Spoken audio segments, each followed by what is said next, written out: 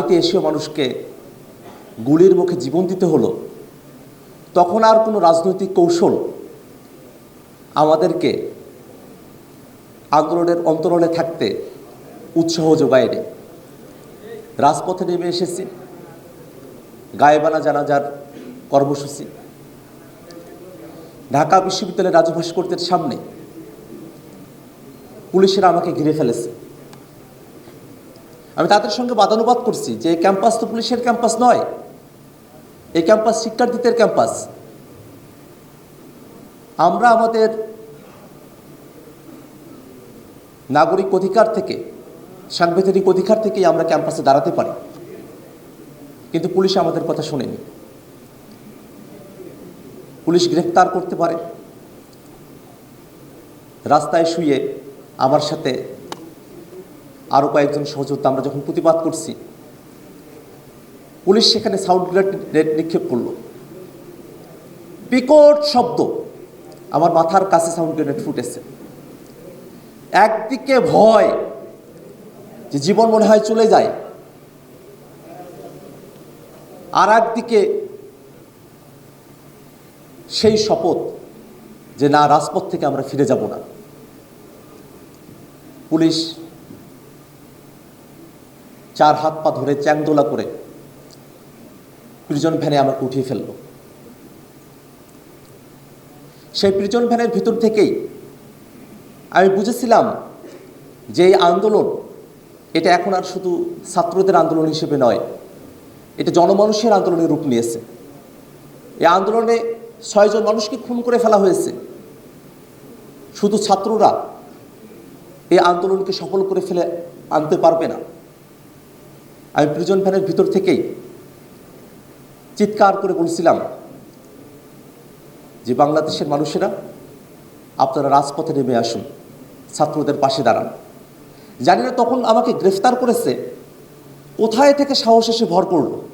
আমি প্রিজন ভ্যানের ভিতরে থেকেই আমি এই কথাটা বলতে পারছি।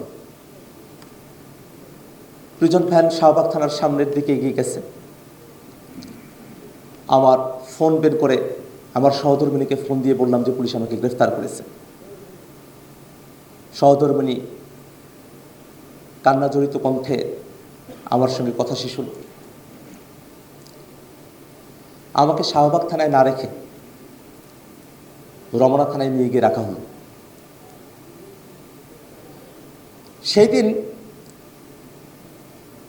আমাকে গ্রেফতার করলো 2:30টার দিকে, আর আমাকে মামলা দিল আমি 4:30টার সময় ককটেল ফুটিয়েছি। আমি খুব অবাক হয়ে গেলাম যে আমাকে গ্রেফতার করার পরের ঘটনায় আমাকে মামলা দেয়া হয়েছে। কোনো একটা মাধ্যমে আমার স্ত্রীর মোবাইলে যোগাযোগ করে তারা আসলেন এক সেট পাঞ্জাবি পায়জামার সাথে নিয়ে। এই ঘটনা আরও অনেকের সাথেই ঘটেছে যে আমরা যখন কেবল গ্রেফতার হয়েছি, কারো যদি কাছের কোন মানুষ আমাদের কাছে এসেছে, আমরা আসলে আবেগ সম্পূরণ করতে পারি না সেই সময়টাতে। আমি এর আগেও কারাগারে গিয়েছি, কিন্তু তখন তো আমার সহধর্মিণী ছিলেন না। তো এবার আমার সহধর্মিণী, আমি থানার গারদের ভিতরে লোহার শিকের বাইরে আমার সহধর্মিণী, তার কান্না জড়িত চোখ, অশ্রু, সেই বিষয়গুলো যে আমাদেরকে পরের একটা দীর্ঘ সময় পর্যন্ত, আমাদের মুক্তি পর্যন্ত আমাদেরকে পীড়া দিয়েছে। শাহবাগ থানার একটা কথা বলি। শাহবাগ থানার গারদ থেকে গেট হয়ে সামনে রাস্তাটা দেখা যায়। আমি রিমান্ডে আমাকে রাখা হয়েছে। কিছুক্ষণ পরপর একজন একজন মানুষকে ধরে নিয়ে আসা হচ্ছে, মারতে মারতে তাদেরকে রক্তাক্ত করে ফেলা হয়েছে। এবং ছাত্রলীগ যুবলীগ তাদেরকে মেরে মেরে থানায় নিয়ে আসছে, আর পুলিশ তাদেরকে গ্রেফতার করে গারদের মধ্যে আটকে রাখছে। আমরা যারা কারাগারে গেলাম, আমাদেরকে রাখা হলো কন্ডেম সেলে।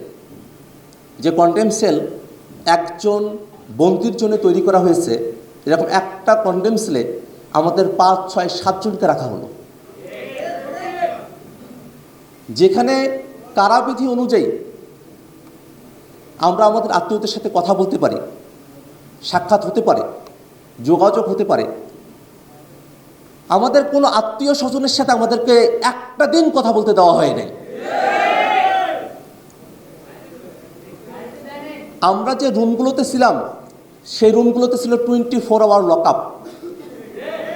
এত ছোট্ট রুম, সেই রুমে 5 থেকে 7 জন বন্দী, 24 ঘন্টা সেই রুমের মধ্যে আমাদেরকে আবদ্ধ করে রাখা হয়েছে। কি কষ্ট সেটা বলে বোঝানো সম্ভব না।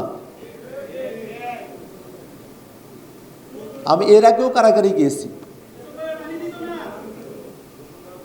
100 টাকা খরচ করলে 3 মিনিট কথা বলা যেত করোনার সময়টাতে। কিন্তু এবার ওভার ফোনে কথা বলার সুযোগ দূরের কথা, জেল গেটে এসে আত্মীয়দের সঙ্গে সাক্ষাৎ করব, রুমটার একটু বাইরে বেরোবো, সে সুযোগটাও আমাদেরকে দেওয়া হয় নাই। জেলখানার খাবারের মান সেটা আলাদা করে আর বলার কিছু নেই। একটা রুটি সকালবেলা, একটা রুটিতে আমাদের তো পেট ভরতো না রে ভাই। এই জেলখানাতেই কত বিশাল বৈষম্য। যাদের পয়সা আছে ওরা কিন্তু কিনে খেতে পারত, আর এত মানুষ আটক হয়েছে, রাস্তা থেকে ধরে নিয়ে গেছে, পরিবার জানেও না যে আটক হয়ে গেছে, মারা গেছে না গুম হয়েছে, লাশ কোথায় আছে, এই চিন্তায় পরিবারগুলোর দিন কেটে গেছে। তথ্যের ন্যূনতম অধিকারটা না আমরা না আমাদের পরিবার আমাদেরকে দেয়া হয়নি। আর জেলখানায় বন্দীদের সঙ্গে যে অসম্মানজনক আচরণগুলো করা হয়েছে, তাদেরকে ঠাই বসিয়ে রাখা, তুই তুকারি করে কথা বলা, গালিগালাজ করা, এটা কোনোভাবে আমরা যে মানবিক মর্যাদার কথা বলি সে মানবিক মর্যাদার সঙ্গে যায় না। আমরা এই জায়গাগুলোতে একটা বড় ধরনের পরিবর্তন চাই। এবং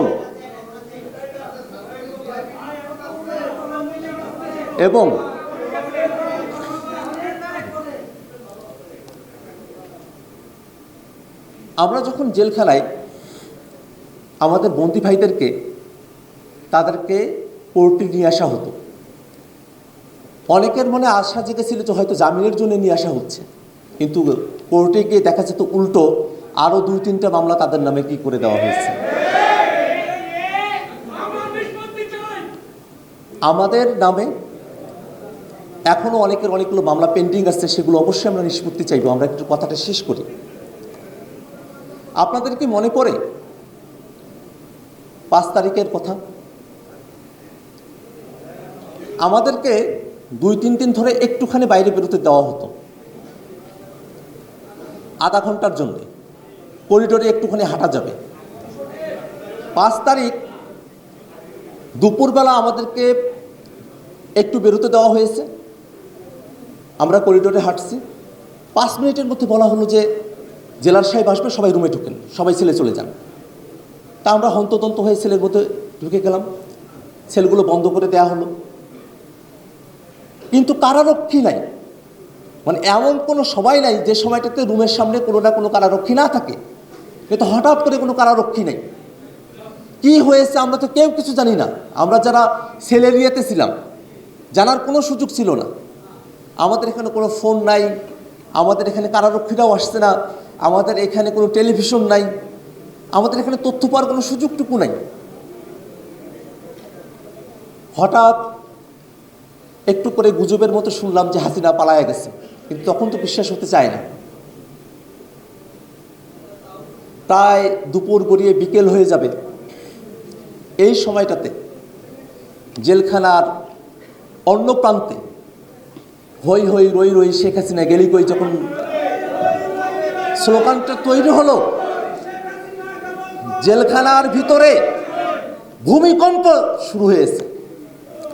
জেলখানার ভিতরে কারো হাতে তো কোনো বাদ্যযন্ত্র নাই, কিন্তু যার হাতে প্লেট, থালা, যার হাতে যতটুকু যা আছে সেটা দিয়েই জ্বালানার সাথে, রডের সাথে, মেঝের সাথে সেটা বাজিয়ে বাজিয়ে যে আনন্দ আমরা করেছি সেটার ভাষায় প্রকাশ করার মতো না। কারণ হাসিনা আমাদের উপরে যে অত্যাচার করেছে সেই অত্যাচার থেকে আমরা মুক্তি পেয়েছি, আল্লাহর কাছে শুকরিয়ার আমাদের শেষ ছিল না। আমরা সকলে আমরা শুকরানা সেজ্জা দিয়েছি, আমরা কপাল মাটির সঙ্গে ঠেকিয়ে আল্লাহর কাছে আমরা শুকরিয়া আদায় করেছি যে আল্লাহ রাব্বুল আলামিন আমাদেরকে এরকম জুলুম থেকে আল্লাহ রাব্বুল আলামিন আমাদেরকে মুক্তি দিয়েছেন। আমরা যারা শাপলার 3 তলায় ছিলাম, আমরা ওই সময়টাতে আলাদা কিছু আনন্দ উৎসব আমরা করেছি। ঠিক সেই সময়টাতেই আমি কবিতা নয়, কিছু কথা লেখার চেষ্টা করেছি। একটা কবিতা এতটা অশ্রাব্য যে কিন্তু সে সময়ের প্রেক্ষাপটে আমরা যখন এটা বলেছি তখন আমাদের কাছে সেটাই সব থেকে সুমধুর ছিল। আমি পুরোটা বলবো না,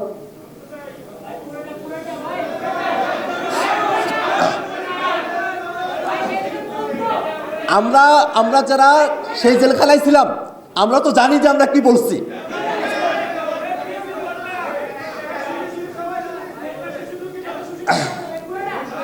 না, পুরোটা বলা যাবে না।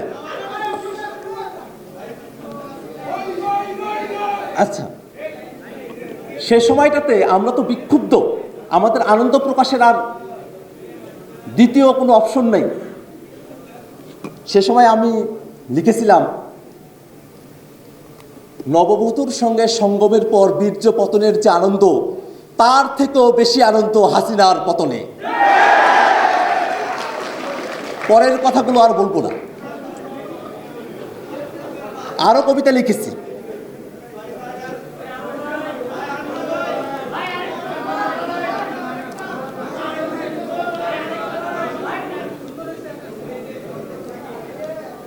আমরা যারা